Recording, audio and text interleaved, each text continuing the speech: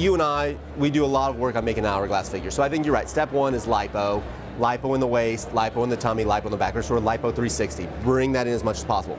Step two, get the hips out enough to balance with the shoulders. I think that's always something that gets overlooked. We want to bring the hips out enough to balance the shoulders to get that hourglass weight. Step three, kind of fill in the rest of that mid butt. Just get the rest of that butt round and you've got that whole hourglass. I couldn't agree more. I typically spend a significant amount of time trying to treat the hip dip, as a lot of my patients call it, because I feel like if you can't really treat that hip dip area, the butt can look great, but from a front or kind of oblique angle, they don't look great. My patients want to look great in their selfies. How much fat is enough fat? How much fat can you put in your butt? I think there's some, delusion out there from some pictures, and you do a great job on your account of what's real and what's not. But I think being realistic about what's doable. I'll transfer anywhere from 500 to 1400 cc's, and I know that range sounds huge, but it's because each individual person is huge. One, how much fat you have available. Two, how much fat the butt can take.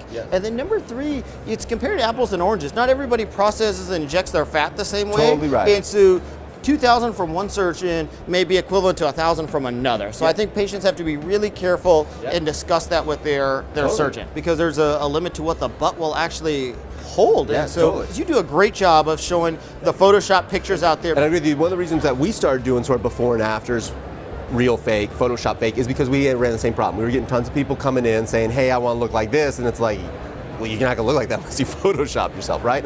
And I find that that's sort of the disservice that's being done of social media, et cetera, or just, the more photos we see. I think it's great because it gives you a lot of education. I think on the flip side, it has the potential to give you #fake news. The other question that I get all the time is people really want a lot of projection of their butt. And one of the things I struggle with is really helping people rein in that butt augmentation with fat transfer is great in terms of the fat is extremely natural, it's very soft, it's your body. Its limitations are that it's soft, it's natural, it's your body, and it's your body. And because of that, there's really a limit to how much projection you can get. If they have a little bit of a butt to begin with, those people expand out incredibly well. People who have a washboard butt struggle a little bit, and I think you're still going to get a phenomenal shape.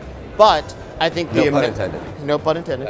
I think the projection you can get is limited, and some of those people have to be realistic. Either you're going to need a second BBL, some serial expansion, or possibly an implant, depending on their situation. Do your homework. Go to people that really specialize in this and that spend the appropriate time processing fat.